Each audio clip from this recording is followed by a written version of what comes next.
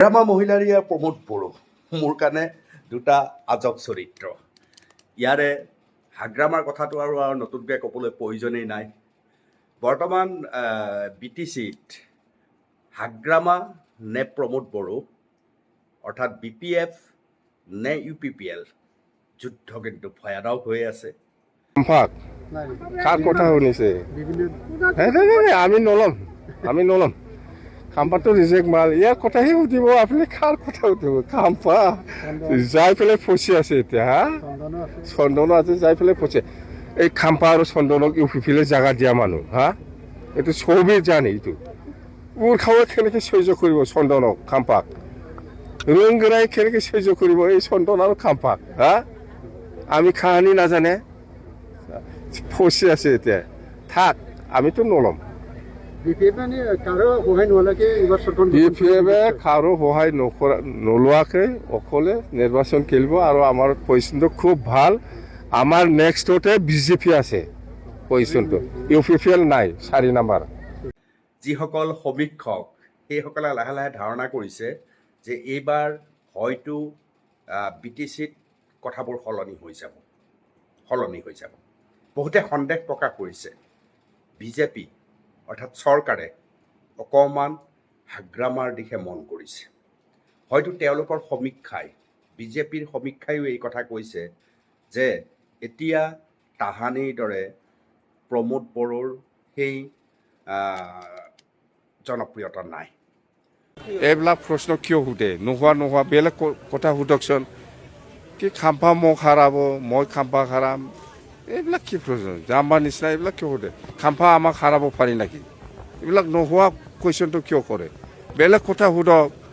খাম্পা ক'ত খেলে বিচাৰি পোৱা নাই মই। চন্দনটো ঠিক হৈছে, ভাল হৈছে। আমি যিটো BPF দলে পানিছমেণ্ট দিব পৰা নাই চন্দনক, এই পানিছমেণ্টটো এইবাৰ UPPL দিছে চন্দনক। চিধা কথা 14 নম্বৰত খেলে না ক'ত খেলে মই পিছা কৰি আছে। এই প্ৰমোদ, এই খাম্পা আৰু এই ফেৰেঙা, এই তিনিজনে ক'ত খেলে চাই আছোঁ মই। এইটো ঠিক হোৱাৰ পিছত ময়ো ঠিক কৰিম। জিলাত দুটাকৈ বুথ মিটিঙত এটেণ্ড কৰিবলৈ আহিছিলোঁ, বাগানপাৰা আৰু ককলাবাৰী। তো ইয়াত আমাৰ মচলপুৰ সমষ্টিৰ বিভিন্ন প্ৰাইমাৰী কমিটিত ৰেলী হৈ আছে আৰু এই মেধাঘাটৰ ৰেলীত মই খন্তেকৰ কাৰণে অংশগ্ৰহণ কৰিলোঁ। সকলোৰে মুখত খুব এটা ফূৰ্তি আৰু এটা পজিটিভ চিন দেখিবলৈ পাইছোঁ। মই ধন্যবাদ জনাইছোঁ যে UPPL মডেলৰ ৰাজনীতিটো সকলো বুজি পাইছে আৰু সকলো একচেপ্ট কৰিছে। কিন্তু প্ৰমোদ বড়ো আজিৰ তাৰিখতো যথেষ্ট কঠিন প্ৰত্যাহ্বানৰ মুখামুখি কৰোৱাইছে হাগ্ৰামা মহিলাৰীক। হাগ্ৰামা আমাৰ কাৰণে কিয় প্ৰিয়? কাৰণ হাগ্ৰামাই যি মন যায় তাকে কৈ যায়। ফেৰেঙা ক'ত খেলিব এইটো বিচাৰি আছে মই। খাম্পা ক'ত খেলিব এইটোকে বিচাৰি আছে মই। খাম্পা কাম নাই, খাম্পা কাম নাই। এইবিলাক লিডাৰৰ কথা হৈছে। আপুনি ইমান ভাল লিডাৰ, কিয় কি হ'ল আজি? ক'ত লুকাই আছে? ওলাই আহক খেলিবলৈ। আমাৰ BPF জয়ী হ'বই। এতিয়া মই বিচাৰি আছো খাম্পা আৰু ফেৰেঙা ক'ত খেলে এইটোৱে বিচাৰি আছো মই। তাতেই যাম মই। হাগ্ৰামাই কথা ক'লে সকলো মানুহে তাক প্ৰচাৰ কৰিবলৈ সাজু হৈ থাকে। সেইবুলি আপোনালোকে নাভাবিব যে হাগ্ৰামা এজন বুৰ্বক মানুহ, হাগ্ৰামাই একো বিশেষ নাজানে। নহয়, হাগ্ৰামাৰ দৰে চতুৰ ৰাজনীতিক অসমত কেইজন আছে মোৰ সন্দেহ আছে। হাগ্ৰামাৰ প্ৰচণ্ড চতুৰ এজন ৰাজনীতিক। ক'ত কেনেকৈ কি কথা ক'ব লাগে, কোনবোৰ কথা লুকুৱাব লাগে, কোনবোৰ কথা ক'লে BPFৰ লাভ হ'ব, সকলো কথা হাগ্ৰামাই জানে।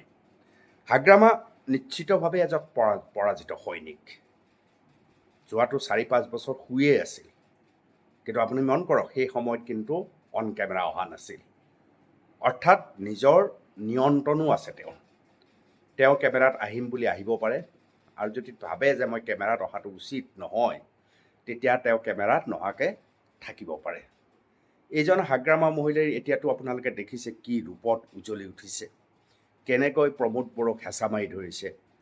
আৰু তাৰ মাজত প্ৰমোদ বড়ো চেষ্টা কৰিছিল যে হাগ্ৰামাৰ সৈতে মিলিজুলি মই চৰকাৰখন কৰি লওঁ, কিন্তু একমাত্ৰ হাগ্ৰামা মহিলাৰীৰ বাবেই UPPL আৰু BPF এক নহ'ল, সেইটো সঁচা কথা। আৰু আজিৰ তাৰিখত প্ৰায়বোৰ মানুহে শতাংশ লাহে লাহে বৃদ্ধি পাইছে। প্ৰায়বোৰ মানুহেই হাগ্ৰামা মহিলাৰী আৰু BJP মিলি আকৌ এবাৰ চৰকাৰ হ'ব বুলি ধাৰণা কৰিছে। আৰু নিৰ্বাচনটো তুংগত, প্ৰচাৰ তুংগত চলি আছে। ইতিমধ্যে নিৰ্বাচন আয়োগে দিন ঘোষণা কৰিছে। আৰু এই সময়তে হাগ্ৰামাৰ উত্তপ্ত ভাষণো মন কৰিবলগীয়া হৈছে, তাত ৰসাল আছে সেয়াও মন কৰিবলগীয়া হৈছে।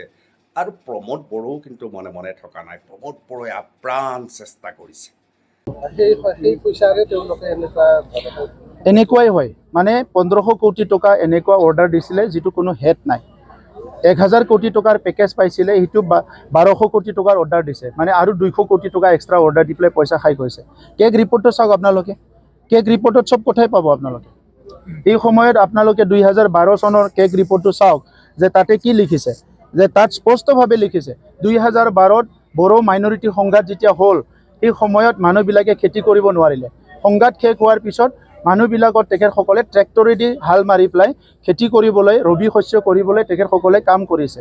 এইটো ঠিকে আছে, হাল মাৰি দিয়ক, 10 লাখ টকা মানে তেখেতসকলে দেখাইছে। কিন্তু তাত কি দেখালে, যিটো ট্ৰেক্টৰৰ নাম্বাৰ দিছে সেইটো টাবেৰা গাড়ীৰ নাম্বাৰ, যিটো ট্ৰেক্টৰৰ নাম্বাৰ দেখাইছে এইটো ইয়াম্মা মটৰচাইকেলৰ নাম্বাৰ। গতিকে ইয়াতকৈ ডাঙৰ আৰু কি উদাহৰণ লাগে আপোনালোকে? কেগৰ ৰিপৰ্টটো লৈ পেলাই আপোনালোকে বুলি ক'লে মই কাউন্সিলৰ পৰা একশ্যন ল'ব নোৱাৰোঁ, এইটো ল'ব। কিন্তু আজি নহয় কালি যে একশ্যন হ'ব, কোনো ইয়াৰ পৰা সাৰি যাব নোৱাৰে। তেখেতসকলে জানিব মইতো BJP নহয়। UPPL আছেনে নাই এইটো আপুনি সোধক। প্ৰমোদ বড়ো অকণমান সুকীয়া ব্যক্তিত্বৰ মানুহ।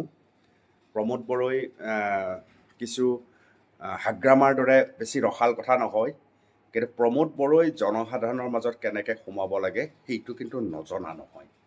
কিন্তু আজিৰ তাৰিখত যিটো প্ৰত্যাহ্বানৰ ৰাজনীতিৰ প্ৰসংগটো আমি চৰ্চা কৰি আছোঁ, সেই ক্ষেত্ৰত দেখা গৈছে প্ৰমোদ বড়োক কিন্তু ভয়ংকৰ প্ৰত্যাহ্বান থিয় কৰাইছে হাগ্ৰামা মহিলাৰী।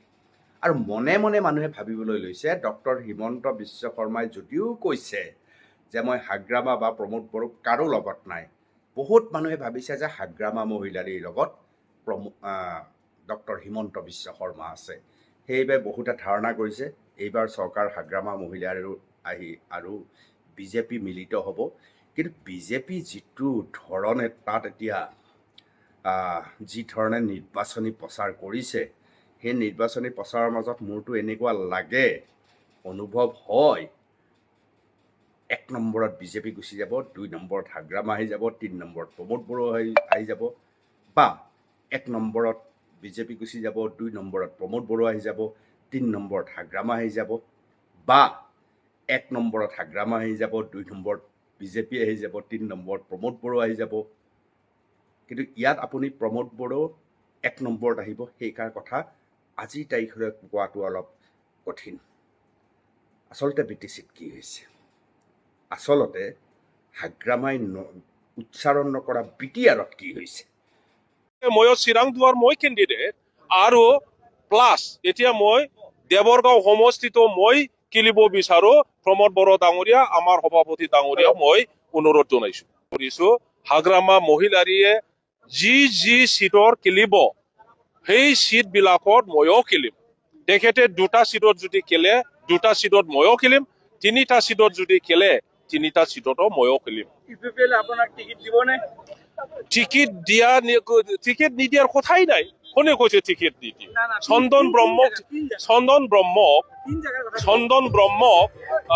টিকেট নিদিব বুলিহে কৈছিল হাগ্ৰামা মহিলাৰীয়ে। তেখেতক টিকেট দি দেখুৱালে কিমান মানে অপেন মাইণ্ডেড UPPL দলৰ নেতাসকলে। আৰু হাগ্ৰামা মহিলাৰীক মই নাভাবো যে 4টা 5টা চিটৰ পৰা তেখেতে খেলিব পাৰিব। আৰু মেক্সিমাম তেখেতে 2টা সমষ্টিৰ কথা কৈছে, চিৰাং দুৱাৰৰ কথা কৈছে, দেৱৰগাঁৱৰ কথা কৈছে। গতিকে ময়ো চিৰাং দুৱাৰ মই কেণ্ডিডেট, আৰু প্লাছ এতিয়া মই দেৱৰগাঁও সমষ্টিতো মই খেলিব বিচাৰো। প্ৰমোদ বড়ো ডাঙৰীয়া, আমাৰ সভাপতি ডাঙৰীয়া মই অনুৰোধ জনাইছো। এই যে হাগ্ৰামাই BTR ক'লে মই একো নকওঁ বুলি কয়, কিয় কয়? ইয়াত ৰাজনীতি কেনেধৰণে আছে আপোনালোকে কি ভাবে জনাব অলপ। কোকৰাঝাৰ জমি আছে, BTC জমি আছে, ৰাজনৈতিকভাৱে আপুনিও যিহেতু সকলো কথা নিৰীক্ষণ কৰি থাকে, এটা মতামত দিলে বেয়া নহয়, জনাব।